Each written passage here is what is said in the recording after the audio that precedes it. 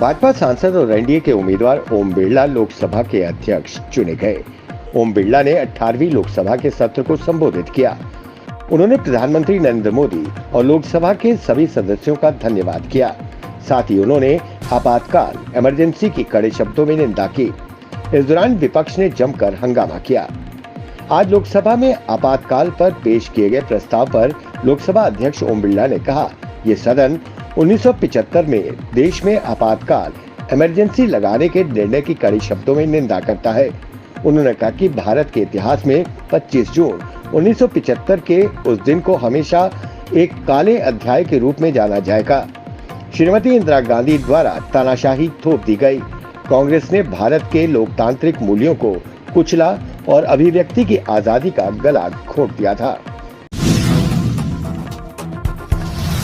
डोडा में सुरक्षा बलों और आतंकियों के बीच मुठभेड़ शुरू हो गई।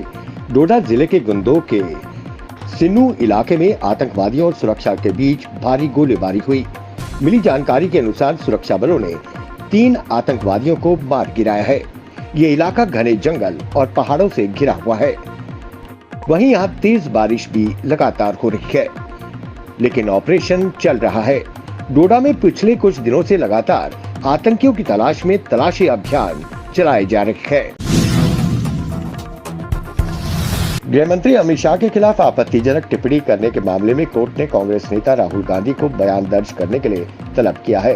एमपी एमएलए की विशेष कोर्ट के मजिस्ट्रेट शुभम वर्मा के मामले में पक्षकार बनने के लिए दी गई अर्जी खारिज कर दी गई। मामले की अगली सुनवाई 2 जुलाई को होगी। यंग माइंड्स को सशक्त बनाने के अपनी चल रहे प्रयासों के हिस्से के रूप में भारतीय सेना ने क्षेत्र के युवाओं के लिए बनिहाल में HIIT वोकेशनल ट्रेनिंग और वेल्डिंग कोर्स प्रायोजित किया। ये परियोजना भारत सरकार की स्किल इंडिया और डिजिटल इंडिया पहलों के साथ संरेखित है। ये 3 महीनों का कार्यक्रम है, जिसमें कई तरह के कौशल और बुनियादी बातें जैसे कि वायरिंग, ट्रांसफार्मर की स्थापना, धातु जोड़ने के तरीके, प्राथमिक चिकित्सा और इसके सुरक्षा मानदंडों पर सिद्धांत और व्यवहारिक कक्षाएं शामिल होंगी। इस कोर्स के पूरा होने से नए कुशल जनशक्ति के लिए रोजगार के अवसर खुलेंगे। ये कार्यक्रम भारतीय सेना द्वारा रामबन जिले के बनिहाल बाजार में HIIT इन्फोटेक और रिसर्च सेंटर में सरकारी अधिकारियों, विचारकों तथा मीडिया कर्मियों की उपस्थिति में आयोजित किया गया।